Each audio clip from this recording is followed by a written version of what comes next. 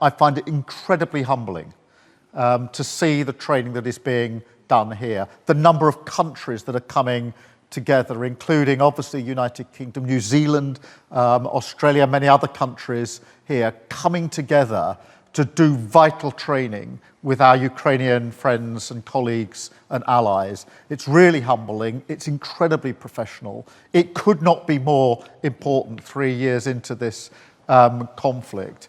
And it's so important in terms of the training that's being done. This morning, we saw some of the work you're doing in terms of trench warfare, also the work clearing mines and training for that. Only a few weeks ago, I was in Kyiv. I was in the burns unit of a major hospital in Kyiv, and I saw some of those returning from the front line who got blast injuries. And so for me, this was very, very real training.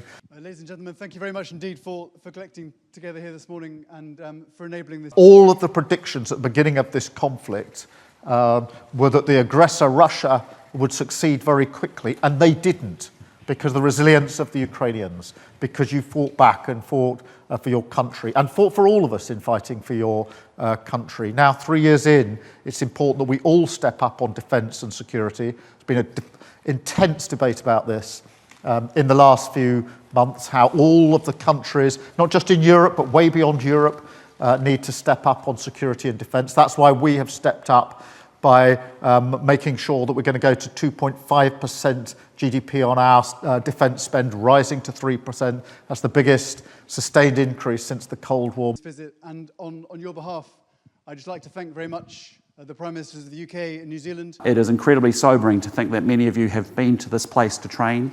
You've been out to the battlefront. You've come back now as leaders to actually do more training, and in a matter of days could be back at the front line again, actually fighting for freedom and the defence of your country and what is an incredibly unjust, illegal and immoral war started by Russia. And so I want you to know that you are heroes. President Zelensky is a hero, and all Ukrainian citizens are heroes as well in our eyes. For coming to visit us here today and see what good work is being done on Operation Inflex. We are a small country. We are a long, long way away from Ukraine or from the UK, but we have limited resources. But we are here because you are fighting for values that we believe deeply in. And those values are the sovereignty of nation states. Those values are upholding the international rules-based system. It's about democratic ideals and liberal democracy, values that we as a small country in particular have huge appreciation for. Thank you, mate.